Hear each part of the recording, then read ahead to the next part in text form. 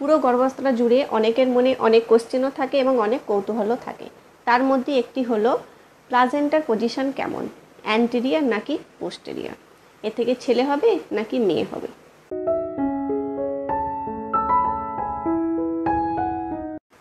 Hello, আমি Olivia's women's and pregnancy care চ্যানেলে আপনাদের সবাইকে ওয়েলকাম ও অনেক অনেক ভালোবাসা। তো আজকে আমি আবার নতুন একটা ইনফরমেটিভ ভিডিও নিয়ে আপনাদের সবার সামনে চলে এসেছি। তো আজকে ভিডিওর টপিক হলো যে গর্ভাবস্থায় আপনার প্লাজেন্টার পজিশন ঠিক কীরকম, অ্যান্টেরিয়ার নাকি পোস্টেরিয়ার, এর থেকে ছেলে সন্তান হবে নাকি মেয়ে সন্তান হবে, এই সমস্ত কিছু নিয়ে পুরো ডিটেলসে আলোচনা করব। তার আগে আপনি যদি আমার চ্যানেল নতুন হন তাহলে পুরো ভিডিওটা দেখানো রইল। দেখে যদি আপনার ইনফরমেটিভ মনে হয় তাহলে অবশ্যই চ্যানেলটিকে সাবস্ক্রাইব করবেন। আর ভিডিওটা আপনি যদি ফেসবুকে দেখে থাকেন তাহলে অবশ্যই অলিভার সাজেশন পেজটিকে ফলো করে দেবেন। তো আসা যাক এবার মূল ভিডিওতে। আপনারা অনেকেই কমেন্ট করেছিলেন যে দিদি অ্যান্টেরিয়ার প্লাজেন্টা হলে নাকি মেয়ে সন্তান হয়। তো আমার তো অ্যান্টেরিয়ার প্লাজেন্টা, তাহলে আমার কি মেয়ে হবে? দেখুন, আমি সবসময় চেষ্টা করি সবার কমেন্টের রিপ্লাই দেওয়ার, কিন্তু কিছু কিছু সময় হয়ে উঠতে পারে না। আবার কিছু কিছু সময় এমন কিছু কমেন্ট থাকে যেগুলো কমেন্ট বক্সে মানে ওই ছোটো কথার মধ্যে দিয়ে বোঝানো সম্ভব হয়ে ওঠে না। তাই ভাবলাম যে আজকে এই অ্যান্টেরিয়ার আর পোস্টেরিয়ার প্লাজেন্টা নিয়ে কিছু কথা আপনাদের সঙ্গে শেয়ার করব। তো আপনি গর্ভবতী, তো সেহেতু আপনার মনে কিন্তু এই কোশ্চেনটা আসবেই, আসলে যারা আর কি জানে না যে প্লাজেন্টা আসলে কি, এর কাজ কি। তো দেখুন, প্লাজেন্টা হলো শরীরের মধ্যেই একটা কিন্তু অঙ্গ যেটা গর্ভাবস্থায় থাকে, যেটাকে গর্ভফুল বলা হয়। আর এই প্লাজেন্টার কাজ হলো বাচ্চার শরীরে অ্যান্টিঅক্সিডেন্ট পৌঁছানো এবং সমস্ত রকম খাবার বা পুষ্টি বাচ্চার মধ্যে পৌঁছানো, যাতে বাচ্চার গ্রোথ ভালো হয় এবং বাচ্চার বিকাশও খুব ভালো হয়। তো এই ব্যাপারটা ক্লিয়ার হলো যে প্লাজেন্টা আসলে কি, এর কি কাজ। এবার জানবো অ্যান্টেরিয়ার এবং পোস্টেরিয়ার মানে কি।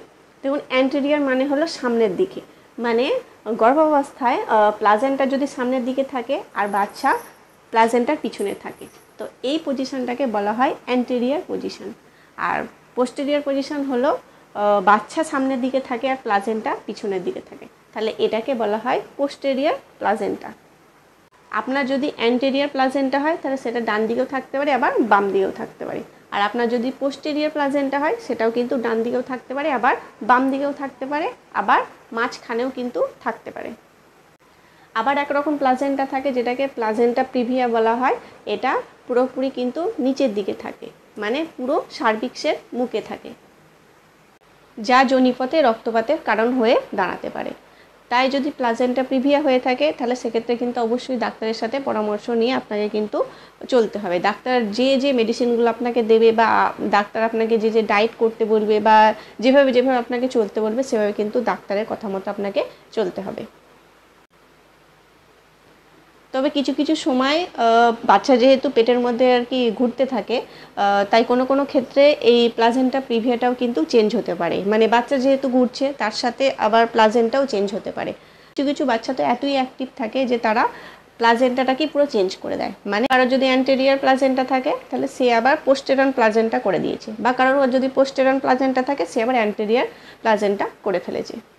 তবে এটা সবার ক্ষেত্রে হয় না, কিছু কিছু ক্ষেত্রে কিন্তু হয়ে থাকে।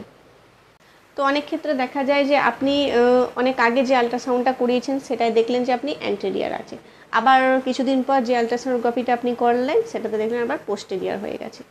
তো এটা থেকে তো স্বাভাবিক আপনি নিজেও কনফিউজ হয়ে যাবেন যে আমার ছেলে হবে নাকি তাহলে মেয়ে হবে।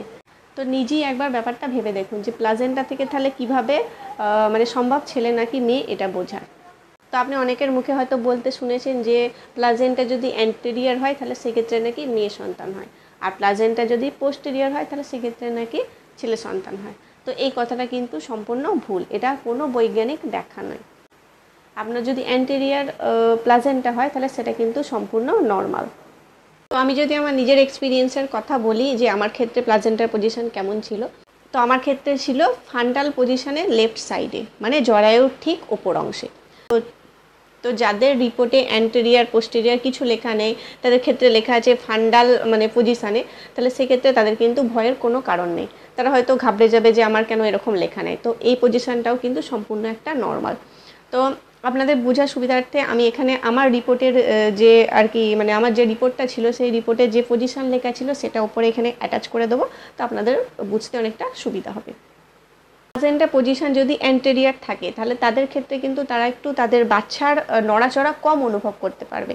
যেহেতু অ্যান্টেরিয়ার পজিশনে মানে হচ্ছে সামনে প্লাজেন্টা আর পিছনে বাচ্চা থাকে, তাহলে সেক্ষেত্রে বাচ্চার নড়াচড়া কম অনুভব হবে। কারণ দেখুন পেটের পরেই আপনার একটা প্রাচীর হয়ে যাচ্ছে, মানে প্লাজেন্টার একটা প্রাচীর হয়ে যাচ্ছে, তারপর বাচ্চা থাকছে, তাহলে সেক্ষেত্রে বুঝতে পারছেন যে নড়াচড়াটা একটু কিন্তু কম অনুভব হবে।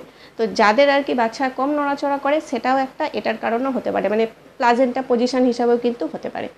আর যাদের পোস্টেরার পজিশনে থাকে তাদের বাচ্চা কিন্তু একটু বেশি নড়াচড়া তারা অনুভব করতে পারবে, যেহেতু পেট আর বাচ্চার মধ্যে কোনো প্রাচীর থাকছে না, তাহলে সেক্ষেত্রে তারা বাচ্চার নড়াচড়াটা একটু বেশি অনুভব করতে পারবে।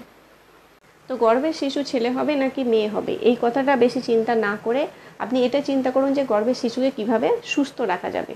তো এই ছিল আজকের ভিডিও, আশা করি ভিডিওটা অনেকটা ইনফরমেটিভ হয়েছে। এরকম ইনফরমেটিভ ভিডিও আরও পাওয়ার জন্য অবশ্যই লাইক করবেন, শেয়ার করবেন, চ্যানেলটিকে সাবস্ক্রাইব করবেন। ভিডিওটা ফেসবুকে যদি দেখে থাকেন তাহলে অবশ্যই অলিভার সাজেশন পেজটিকে ফলো করে দেবেন, কারণ এখানে এমন কিছু টিপস দেওয়া হয় যেগুলো ডাক্তারবাবুরা সময়ের অভাবে বলে উঠতে পারে না। তো দেখা হবে আবার নেক্সট ভিডিওতে।